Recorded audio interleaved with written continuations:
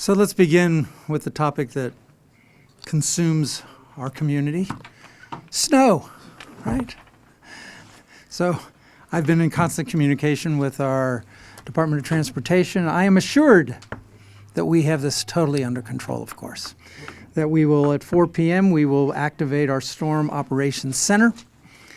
We're expecting, 6 to 12 inches of snow, heaviest snowfall around midnight. We have 175 pieces of snow removal equipment, supplemented by 200 additional pieces of equipment from contractors. We begin our plowing when there's 3 inches of accumulation. So this will be our first test of our new portal and how well and how quickly we get into our neighborhoods. One of the changes that we've pressed on our Department of Transportation is get to the neighborhoods as soon as possible, as opposed to getting to bare pavement on our major roads first. And so they have adopted that, and so hopefully we will get into our neighborhoods faster, and hopefully we will be conveying more accurate information as to when their roads will be plowed. So that's really what we hope to see happen, which is that our community and our residents really have a much better understanding of when they'll be able to go about the rest of their lives. We'll make a call about the budget transmittal, I think around 2 o'clock this afternoon, depending on what we hear from the weather gods. So with respect to the county executive's budget, which we would otherwise receive tomorrow, I would say that my own expectation is this is a steady as you go kind of budget. I think all of us are concerned about President Trump's budget that is due to be unveiled later this week. If it is truly a draconian budget with respect to everything other than the military and Homeland Security, and slashes the federal workforce by the amounts that are contemplated, Montgomery County has more federal workers than almost any jurisdiction in the region. And so if you are slashing the federal payroll, you are obviously having a significant impact on Montgomery County and Montgomery County's economy.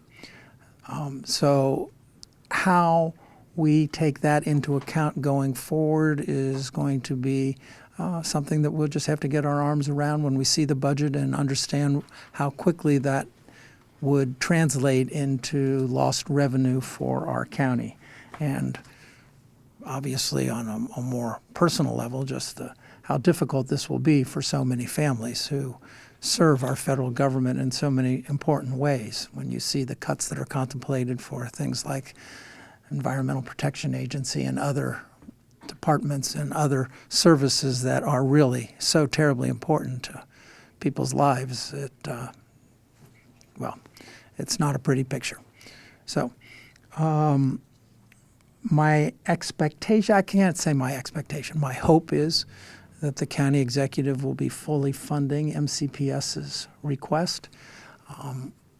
Historically, I have been among those that was reluctant to go above maintenance of effort, but I do think the case has been made that our school system continues to need help, and exceeding maintenance of effort is warranted, and so we need to do what we must do in order for that to happen. I don't know if the county executive will fund other things like the microloan program that I am hoping we will pass this year and fund this year. I'll find out tomorrow. And the other piece that I'll be looking at, of course, is school construction dollars. It is the conversation that dominates so many things that we do, including our master plans. We are growing, as all of you know, by 2,500 to 3,000 kids a year, and so we need to continue to do everything we can to enhance our school construction capacity.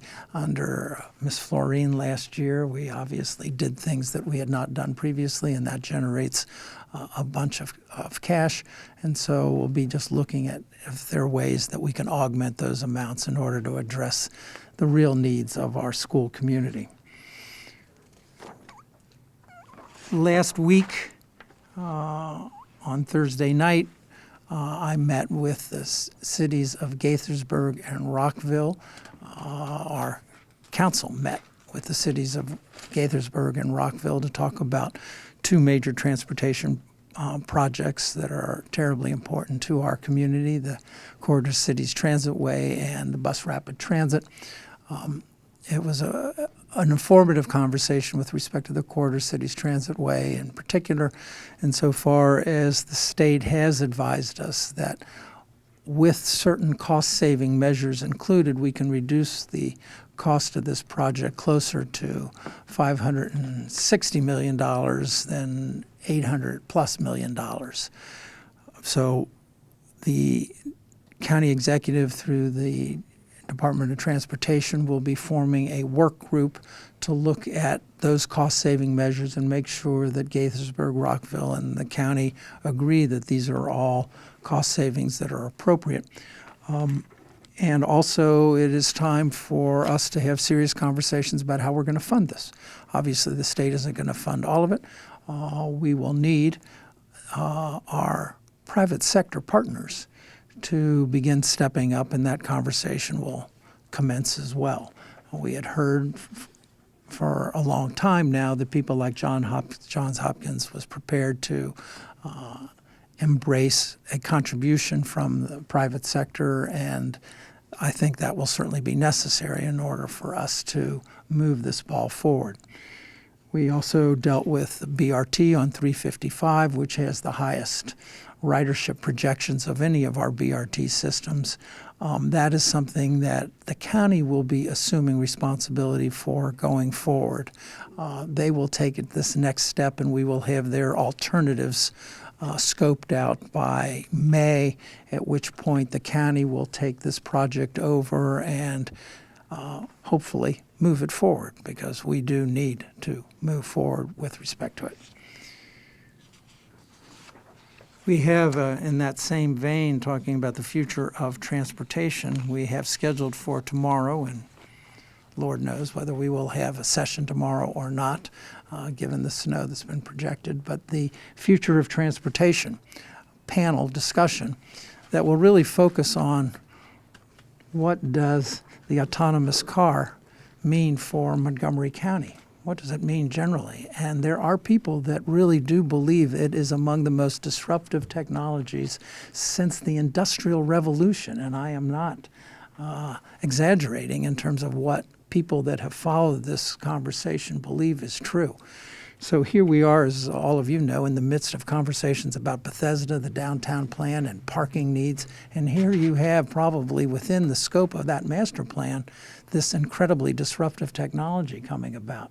So how do we think about these things? So we have an expert panel of two former White House officials, Mr. Dan Hoffman, who's the lead on innovation for our county and does a fabulous job. John Boas, who's president of Chevy Chase Cars, a third-generation auto dealer in Bethesda, who is really among those that has drank the Kool-Aid with respect to this and who feels it is totally something that we need to get our arms around. And, of course, our own Department of Transportation will be there to share their thoughts as to what this means for our county and really for all of us. So it's something that I was very excited about. Hopefully it doesn't get snowed out. If it does get snowed out, we will reschedule. We hope to get it rescheduled for the 28th of the month if we can get everybody's schedules to coincide. On Wednesday night, there were 100+ citizens who met at Walt Whitman High School to discuss the failure of the State Highway Administration to move forward with any meaningful improvements at an intersection that claimed the life of a family, making a very dangerous turn. into Walt Whitman. It's a turn that I did for many years, taking my kids to school, and I always described it as a white knuckle turn. And really, SHA has just been so slow in addressing this intersection. Senator Van Hollen, Mr. Corman, myself, and hopefully the other members of the District 16 delegation will be sending a letter in the next several days to SHA urging them to move forward. The community is very strongly behind really closing that particular intersection and having a new intersection created, what's called Pile Road there, where the crosswalk is at the top of the hill there, and bringing Pile over so that it connects directly. It is my hope that we can move forward on that. We expect to see a conceptual plan from State Highway in May. At the same time, we have a pending request for them to declare that part of River Road a school zone because it would allow for us to lower the speed. And there's just no question that a large percentage of the people going to Whitman use that intersection. So the fact that its address is on another street, its formal address is on another street, in my judgment, should not be dispositive about that fact. And I was told that they have done this in other instances where the formal address does not match where people are turning, and then they create a school zone for it. So if we could get them to declare a school zone, we could lower the speed. And as many of you may recall, the cause of that crash was somebody going over 100 miles an hour. Okay? So it is speeding, and it is the nature of that hill and coming down so quickly that is just, it's dangerous. So my hope is that we can get a more positive response from SHA. On the more good news vein, I think we're going to see some positive signs with respect to the Tobytown cemetery situation, which as a result of the publicity that issue raised. We had members of our community come forward, landscapers come forward and say, we will do this work for free. Just let us have it. And so we've put them in contact with HOC. HOC, as I understand it, is positively inclined, is working with our Historic Preservation Commission and others just to make sure, it's not like mowing your lawn. We're talking about a cemetery, so you do need to have some sensitivity to what you're doing there. And it's my understanding that HOC is coordinating with people that have the expertise with the landscapers who've offered their services, and will get this work done either on the 17th or on the 24th. Which I think was a lot faster than might otherwise have taken place, so I'm pleased with respect to that. And finally, today we will be celebrating the 150th anniversary of Poolsville, what some have described as a gem in the haystack, a term that I thought was particularly lovely, and it is a gem, and so I'll be pleased to go out to Poolsville and help celebrate tonight, hopefully before the snow hits us. Our county is pushing real hard for a project at the state level for a wine crushing facility in Poolsville, and I don't think it's been given quite enough play because it's a great project, and it's using extra property that we have at our Poolsville Golf Course that's owned by the Revenue Authority and run by the Revenue Authority, and would allow the vineyards that are beginning to crop up, if you'll excuse the expression, in Montgomery County to have a centralized crushing facility. And that's a high-cost item, and so no individual vineyard, typically many don't have the capacity to do that. But if we provide that, it will create an economic opportunity for this part of our county to thrive and to hopefully produce nice wine for our residents. So that to me is a win-win. So we have that pending before the state legislature and the governor, and we're trying to make that happen. With that, I'll turn it to you guys. Yes, ma'am. Can you tell us if there are any other things you'd like to see in the budget? Are there any things you'll be looking for? or the council will be looking for, would like to see?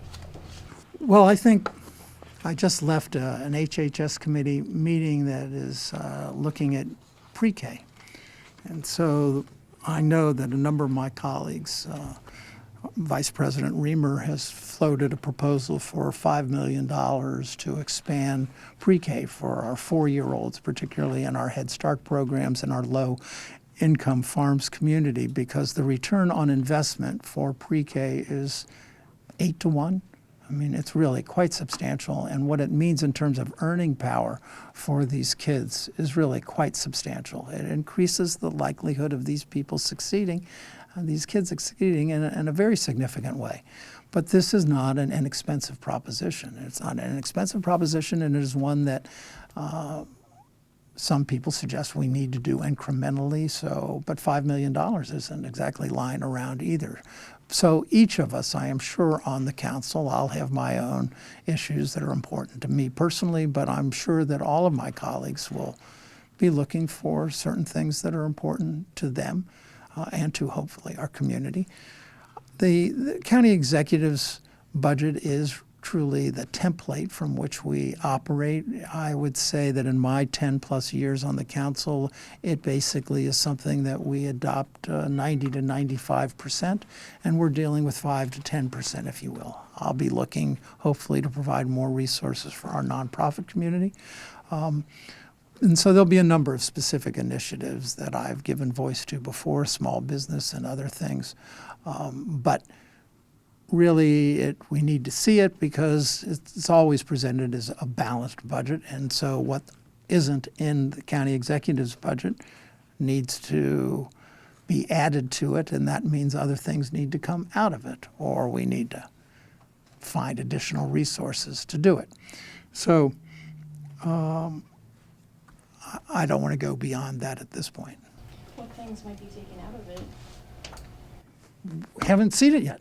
Okay, so you said that you think that it's warranted to fund above maintenance of effort. Could you just elaborate on why you think that's needed? This might be fundamental information, but would you mind? Well, our school system, in my judgment, continues to need a lot of support in order to reduce class size and reduce the achievement gap. So these are important matters for our community, and I basically have concluded that they cannot do that if it was within the maintenance of effort stricture. So I believe that the school system had proposed something on the order of, forgive me if I don't have the exact number, I thought it was $32 million at one point above maintenance of effort. I think there's been some adjustments as a function of our state having provided additional dollars that weren't expected. So that brings it down to the mid-20s, I believe. Forgive me for not having those numbers at my fingertip, but I think those are pretty close. So bottom line is that's $24 million above maintenance of effort. Maintenance of effort, as you probably know, basically says for the number of kids that you're adding, for the purpose of this conversation, assume it's 2,500, you have to maintain the same per pupil expenditure. So that all by itself increases the budget. And then to go above maintenance of effort, you're basically saying that we are in a situation where we need to do more. Well, can I follow up on that? If you do commit to that, maintenance of effort is structured so that you have to stay with that upward figure. Are you concerned that you're putting the county in a tougher position in the out years if you do this? It has always been the concern as a function of the way the maintenance of effort law is structured. I've been among those that for many years raised my hand and asked for some relief. It actually is a disincentive to provide our school system with the resources it needs. And in my judgment, what you want to do is reward school systems that go above maintenance of effort, not in effect penalize them.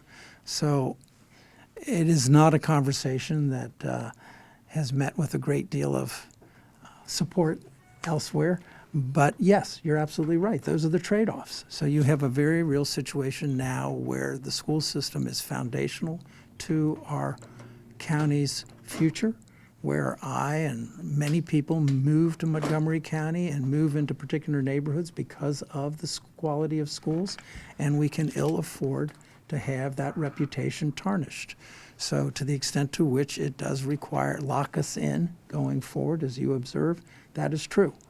Now, there are escape clauses in the maintenance of effort law that if there was a major recession and things of that nature where we could go on bended knee and ask to be relieved of our obligation. I thought that process should be reformed as well, because you're basically going on bended knee to the state school system, which really isn't the place where as a lawyer, I'd want to make my case. So there are things that we've said in the past that we wish would be changed, but they're not, and so we're dealing with what we have before us now. Can I, on the snow issue, in terms of how we've done this year, because we didn't have much of any Yes. snow, and we've had, as Doug pointed out, we've had situations where they were calling for snowmageddon and we had nothing. How are we set budget-wise to tackle that, and what are you hearing from Well, local DOT? I believe that we have ample budget because of the fact that we've had so little snow to date. And I'm sure that there'll be colleagues of mine that'll be looking at that snow budget and deciding whether we need all those dollars and whether we couldn't reallocate them for something else. So my understanding is that we have the dollars we need to take care of this. I think it's $1 million an inch is what I always hear the county executive say when he looks out the window and sees it's snowing. He goes, I see dollar bills falling from the sky. Unfortunately, no, actually it's going the reverse. It's not falling from the sky. Getting back to the Trump budget cuts, if the county is faced with hundreds, thousands of families losing their jobs, what kinds of things would the county want to put in place that would support them? Well, I confess I don't have an answer for that. I think we're at the beginning part of that conversation, obviously awaiting the president's budget. I don't know if there's anything we can do other than be more realistic, perhaps, with our own budgeting. So I guess that's the short of it. I don't have a welfare program for displaced federal workers in mind by the county. So it really is more what, other than feeling heartsick for all of these families, it is trying to understand what its implication is for county government. Well, in that light then, does it make sense to expand pre-K or launch the microloan program or any of these other new areas of the county when you've got this 800-pound gorilla coming down the pipe? It will be a conversation that we have as to how restrained should we be given what we don't know at this moment in time. I would say to you that there are some programs that, in my judgment, would produce such a positive return for our county and for its residents that certain investments are worth it. So if you have a return on investment of 8-to-1 or 10-to-1 or 15-to-1, you make those kinds of investments, in my judgment. Can I ask a question on the rate of effort? This is generally a conversation for the press, good sir. Okay. We have not opened it up to the public at any time in my experience. You absolutely can see me. You always know you can see me afterwards. What do you think the impact of autonomous vehicles could be on BRT? What are the implications for that? I assume they'll get into this on the panel, but what's your understanding of how it impacts what you can do with BRT? I confess, Mr. Ike, I am as interested as you are in the answer to that question. I have not been debriefed, so I don't profess in this moment to have an understanding. I do know, people talk about Uber having impacts on public transportation. So you can imagine what an autonomous vehicle would have. Again, I go back to parking. How much parking do you need in a context in which you have cars that are taking you, going back, picking up somebody else, going in? I mean, it's like a driverless Uber, right? I mean, so you would have more ride sharing. You would have all of these phenomena. So it is, again, why I thought that this session was going to be so important for us to begin to get our minds around the scope of the impact this would have on our community. To follow up on that, are you seeing studies that show that you could ease up congestion with driverless cars? And I ask that because I saw a recent study of the impact of Uber, and it's simply more single vehicle cars on the road. It's not necessarily clearing our roads of congestion. So one snippet that I've seen, and I confess I'm not an expert in it, I am eager to hear from the experts with respect to it, is that driverless cars actually can drive closer together so that you actually do create a context in which there's more throughput than you would otherwise have. So in that sense, I believe it can help ease congestion. I have a question about BRT. So you said that the county is looking at cost savings and pertaining to the alternatives, I believe you said. Several residents have said that if the county considers alternatives such as mixed traffic, they don't even want the bus rapid transit anymore. They want the county to wait until it has enough money. What are your thoughts on that? One, what I think I shared with you was the CCT we're talking about cost savings, not BRT, although I'm sure we will try and save dollars on BRT. But so, just so you know, my comments with respect to cost savings related to the Corridor Cities Transitway. With respect to BRT and mixed traffic, there's no question that all of us that support BRT want to maximize dedicated lanes, okay? There's no question about that. There will be places that because of the physical realities, it's going to be hard to have dedicated lanes. So, for example, on the BRT conversation, much of the analysis, several of the analysis stopped at Grosvenor, for example, as opposed to going down to downtown Bethesda. Mm-hmm. They decided that going to downtown Bethesda was important, but to do that and take a dedicated lane would have consequences for traffic on Bethesda, okay? So now you have to juggle, okay, what kind of traffic impact are you going to have if you take a lane of traffic away from cars and dedicate it to a bus rapid transit system from Grosvenor to Bethesda? What impact will that have versus the time lost in being in, quote, mixed traffic? So that analysis is yet to be done, and we look forward to seeing that analysis. But there's no question there's trade-offs. The CCT, how much money has been spent on planning that? Do you... That was state program, and no, I don't know the answer to that. Okay. I know that the governor finally put in $5 million more to make sure that we could get to the environmental assessment stage. So we're at 30% design, and now we will be able to get to an environmental assessment that would then create the context for federal funding of the CCT in a New Starts program, which generally can provide you up to 50% of the dollars from the federal government, even though it can authorize up to 90%. But you can imagine if we could get 50% of the dollars from the federal government and you have the private sector stepping in, you're beginning to get to a number that might be manageable for our county. Okay, well, if I could ask a follow-up, with regard to transportation, given the lawsuit or the overturning of the record of decision for the Purple Line, seasons are changing and the thresholds for when you can build in relation to like owls and tree animals is kind of coming to a close. What's the latest on whether or not we're going to have to wait maybe another year or so before building? So what I understand from those involved in the construction process is that it would impact the timing of that particular section, but that they believe that they would reconfigure their construction schedule in a way that they would go forward with other sections, and so it wouldn't necessarily delay the project as a whole. It would simply say, okay, for this particular stretch, we might not be able to get there at that particular moment in time. So who again is paying in return for this project being delayed? The costs are going to increase the later it's pushed back. Well, you have a public-private partnership. That's going to be up to the governor and those involved in the public-private partnership. Yes. Is it possible that Montgomery County will have to pay a portion of that? I can't.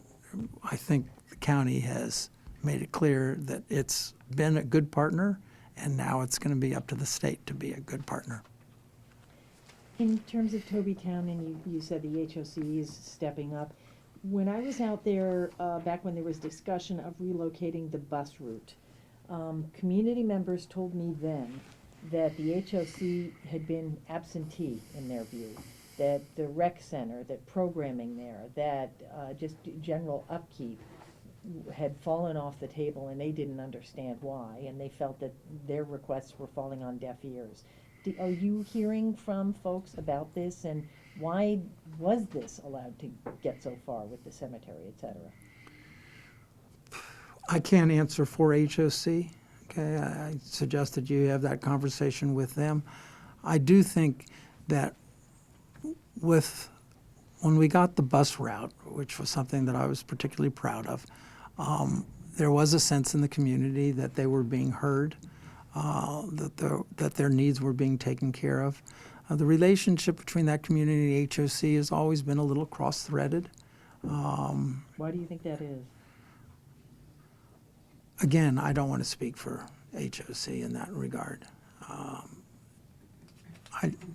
It's a community that has, suffered for a long time, and so it's hard out there, and it's hard for the residents. It's a hard situation.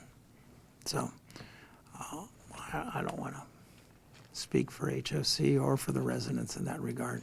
How do you feel about how that community has fared, and basically what would you do going forward to improve things for them? Well, needless to say, I felt it was important to provide transportation. I feel it's important that this community be treated with the utmost respect, and I feel it's important that HOC fulfill its obligations to that community, and I have expressed that in a number of ways to HOC through this situation and others. What have you heard from the school community recently with regard to immigration concerns? We didn't hear too much from you about the presidential administration, but just if I could go back to that, who's communicated with you about that recently? Have you heard from constituents? I've heard from constituents that, again, one of our fears has been that people will go underground in this climate of fear. And we hear repeatedly that there's evidence of that people are not showing up for benefits. People aren't showing up for food. People are afraid. I spent 3 hours with the Muslim community on Sunday at the Muslim Community Center. It's just a lovely, lovely place that does fabulous work, that has a clinic. 2/3 of the people that go to that clinic are not Muslims, okay? It just provides great health care to people. It has a food pantry. I mean, these are just stunningly lovely people, and they are struggling. They are in fear, and they are saying, what can you tell us? How can you make us feel safe here? And so I do my best to let them know that in Montgomery County they are safe here. But obviously they're among those that had a threat to their facility, and so I had conversations with them as to their capacity to receive dollars from our county in the context in which we are going to be acting on dollars for the Jewish community, particular security upgrades. And so I met with their board of directors to hear from them what their needs are and to encourage them to communicate directly with the county executive as to what their needs are. But you have an extraordinary climate of fear right now in many parts of our community. So my message to the Muslim community was don't contract, actually expand. Go out into the community and make sure people know the goodness of your work. Be integrated with your neighbors so that people appreciate just what a lovely part of Montgomery County you are. So that's how I spend my time now, which I had not anticipated as council president, other than obviously being where one needs to be. But this is a whole new dimension to our county's work. What is? A week ago, Ike Leggett talked about providing county money to improve the security at the Jewish centers. Yes. There was some talk at the time that money would be flowing to the Muslim centers. Yes. Is there anything new on that? Well, that's what I was giving reference to, that I was meeting with the Muslim Okay. the board of directors to share with them my thoughts as to how they could do that, and for them. Come with any dollar signs? They shared with me some, not my dollar signs, because I first want to hear from them what their security needs are, and they have lighting needs. They have a need with respect to their gates. And so they are beginning the process of getting estimates of what that work would cost. And my hope is if we can get firm estimates in time, that we can use the supplemental appropriation request that the county executive has submitted to augment that request to take care of the Muslim community's needs as well. Who did you hear from that people haven't been showing up to receive food, et cetera? And when did you hear that? I hear that often, and you asked me about constituents, so I'm not going to name constituents, but people that work with the affected communities have shared with me, from the nonprofit world that are out there with this community, are saying people are not showing up. When did you last hear that? Just Last night, over dinner. Would you like a precise time? no. Okay. I just wanted to know if it was like last night or 2 weeks ago. No, it was last night before the apple pie. Thank you for providing that extra information. Anything else, gang? If not, thank you.